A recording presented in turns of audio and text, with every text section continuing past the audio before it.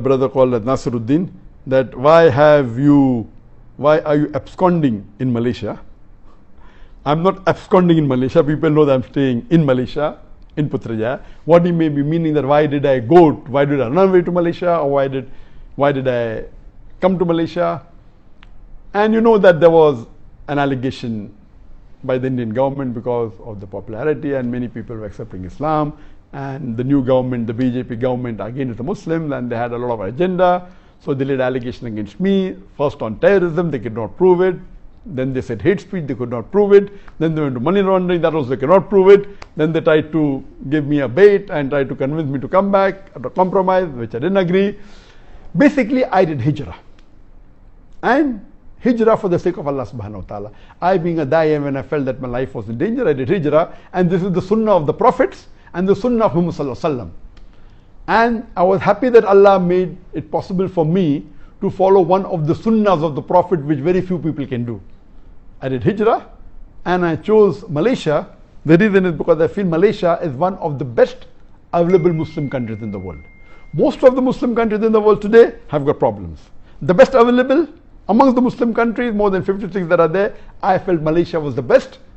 That is the reason I came here. The reason I felt Malaysia was the best is, number one, that Malaysia is away from the war zone. You know, many Muslim countries are in the war zone, especially in the Gulf region. You have war in Yemen, you have war in Syria. So this Malaysia is away from the war zone, number one. Number two, it's away from the wrong influence of the Western countries. You know, people, the Gulf countries and Muslim countries close, which are in Europe and otherwise, they're under the influence, the bad influence of the Western countries, which Malaysia is away. It has very little influence of America and the Western countries, number two. Number three, Malaysia is the country which has the strongest passport amongst the Muslim country.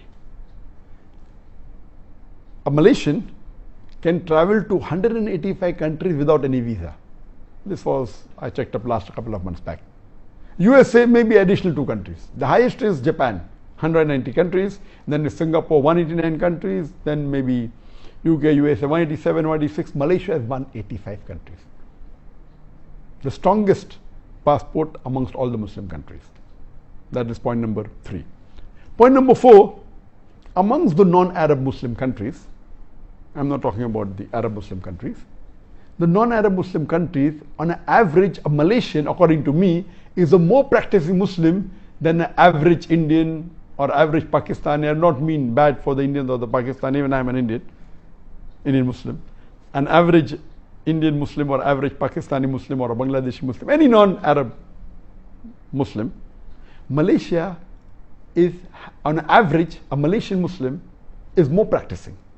You have the percentage wise, if you see a survey that says that in India, the Muslim coming to the 5 times compulsory Sun mosque is just a minute percentage. In Malaysia, it's a high percentage.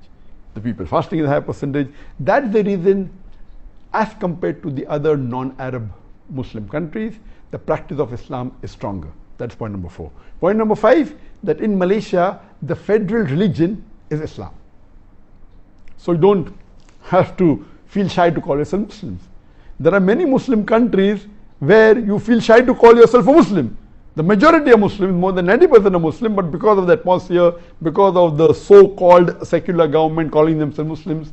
So these were the reasons that I chose Malaysia over other countries. I had got requests from more than 12, 13, 14 countries to come and stay there, and I chose Malaysia as the best amongst the one available.